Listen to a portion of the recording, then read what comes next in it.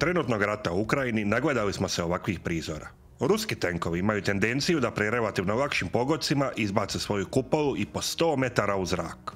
I nameće se pitanje da li se radi o dizajnerskoj grešci i zašto se ovakve katastrofalne eksplozije događaju.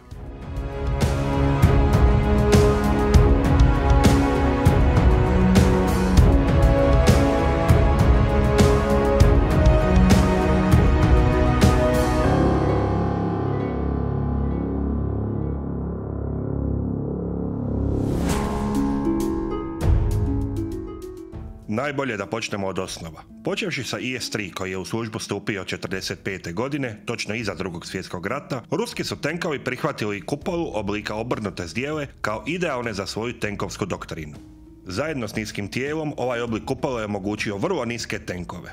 Kakvu prednost pruža nizak tenk? Budući da je volumen manji, potrebno je manje oklopa da se tenk zaštiti, što smanjuje težinu, čini tenk lakšim za proizvodnju, a ono najvažnije, čini ga manjom metom na bojnom polju. Kroz sve iteracije tenkova serije T, od T-54, 55, T-62 do 64, 72 i T-90, sovjetski i ruski tenkovi su zadržali osnovni oblik kupole. Također su zadržali karakteristike, poput visine od ispod 2 metra, te težinu ispod 40, odnosno 50 tona za najnoviji T-90M. I to sve u doba kad su američki tenkovi poput M60 dosezali i preko 3 metra u visinu ili preko 70 tona u težinu s Abramsom. Razlika u veličini je jasna iz priloženih fotografija.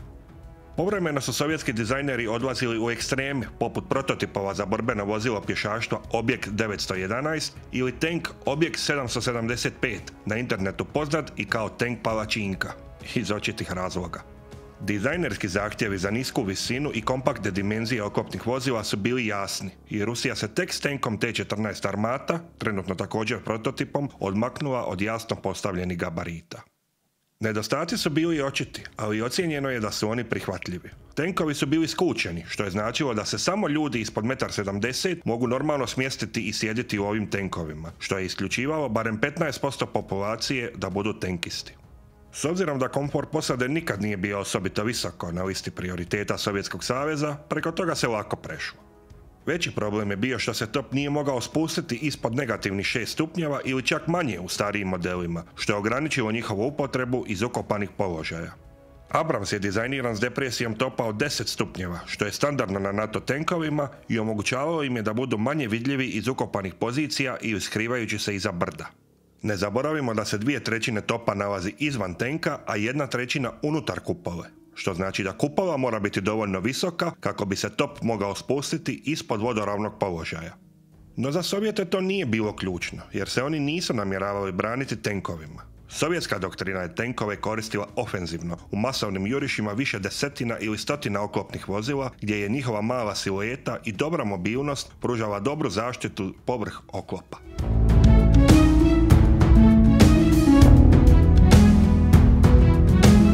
No kad se došlo do razvoja T-64, revolucionarnog tenka koji je bio ogroman skok u kvaliteti u odnosu na sve prijašnje sovjetske tenkove, dizajneri su se suočili s nemogućim izazovom. Zbog veličine granata od 125 mm bilo je nemoguće zadržati malene dimenzije kupole i tenka koji su uvjetovali dizajnerski zahtjevi. No, kreativni ukrajinski inženjeri u Harkivu su pronašli rješenje. U tenk je ugrađen automatski punjač imena MZ, hidraulično pokretan, koji je zamijenio 4. člana posade. Automatski punjač je omogućavao da se punjenje obavi na kompaktniji način, uzimajući nove granate iz karusela ispod kupole. Na ovaj način nestala je potreba za ogromnim prostorom koji je zauzimao punitelj, koji je zahtijevao puno prostora za okretanje i saginjanje po nove granate. Ovaj revolucionarni mehanizam je omogućio da ovaj impresivni novi tank ostane u sličnim fizičkim gabaritima kao i njegov prethodnik T-62, od kojeg je bio bitno moćniji u svakom pogledu, osim u cijeni. T-72, pojednostavljena verzija T-64 za masovnu proizvodnju i upotrebu, je prihvatila ovaj sustav, ali ga je prilagodila kao autopunjač imena AZ. AZ ima električni pogon, manji kapacitet od 22 granate umjesto 28 u T-64 i sve granate su položene horizontalno umjesto kombinacije vertikalnog i horizontalnog kao u T-64. Drugačiji karusel je omogućio da vozač može pobjeći iz tenka kroz kupolu, što u T-64 nije bilo moguće. Novi autopunjač sa 6,5 granata po minuti nije bio brži od starijeg MZ koji je postizao 8,5 granata u minuti, ali je bio jednostavniji i jeftiniji, a i sigurniji zbog manje pokretnih dijelova. Obratite pozornost na sklopivi dio punjača kod T-64, koji je mehanički kompleksniji, a i opasniji za posadu. Navodno je dosta tenkista ostalo bez ruke kad bi im se komad odjeće zaglavio u tom sklopivom mehanizmu. Zbog svoje prirode ove karusele je vrlo teško oklopiti. Za razliku od skladišta streljiva na Abramsu koja se nalazi iza oklopljenih vrata u kupoli, zaštititi granate u tenkovima serije T je bilo skoro nemoguće zbog pomične prirode karusela. Ipak, u novim serijama T-72 i T-90 vidimo da se iznad karusela postavlja sloj sve debljeg oklopa kako bi se spriječilo da proboj tenka rezultira eksplozijom streljiva. U T-64 i njegovom nasljedniku T-80 s autopunjačem MZ ovo je bitno teže zbog okomito postavljenog streljiva.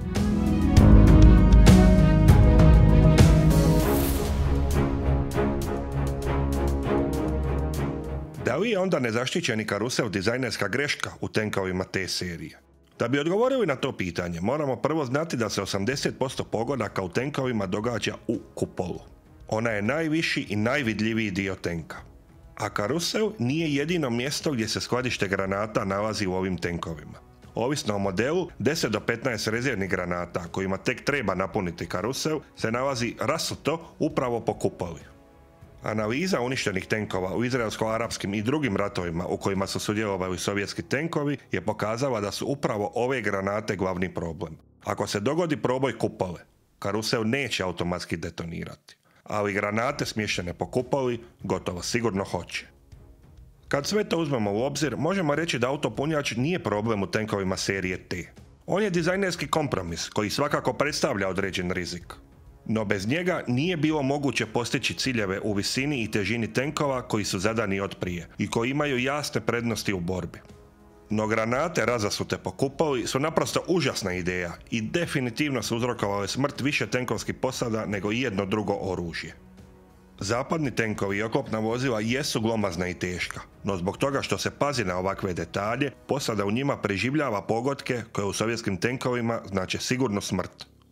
Uobičajena borbena praksa u Ukrajini je uopće ne nositi rezervne granate u kupoli, već samo one u karuselu kako bi se povećala šansa za preživljavanje.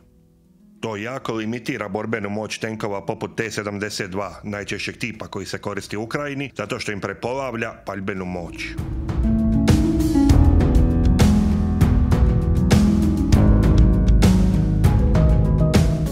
Postavlja se pitanje, da li je drugačiji dizajn moguć, a da se zadrže prednosti ovog dizajna? Pa, ako pogledamo T-90M, onda vidimo da rješenje nije bilo tako složeno. Prvo moramo uočiti koliko je kupola kod M modela veća, prvenstveno dublja od starijih modela. T-90 i dalje ima isti AZ automatski punjač kao i T-72, ali rezervno streljivo se ne nosi u kupoli, već u košari koja se nalazi na sražnjoj strani kupole.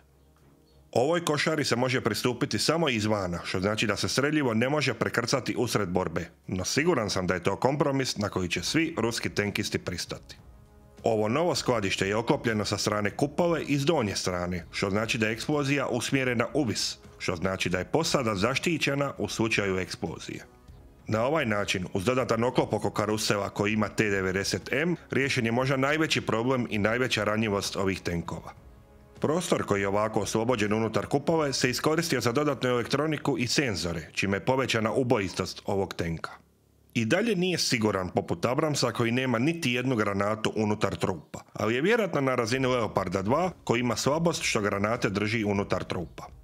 Nijedno rješenje vjerojatno nije na razini francuskog Leclerca koji je pokazao da se može imati automatski punjač i skladište granata koje nije prijetnja posadi, no to je tema za neki drugi video. Na kraju treba spomenuti da svi novi dizajni, poput T-14 Armate, Abrams X-a ili KFA-51 Panthera, dolaze s automatskim punjačima i čak bez posade u kupoli, što jasno pokazuje da je to rješenje koje će se koristiti u budućnosti. No, i o tome ćemo pričati neki drugi put.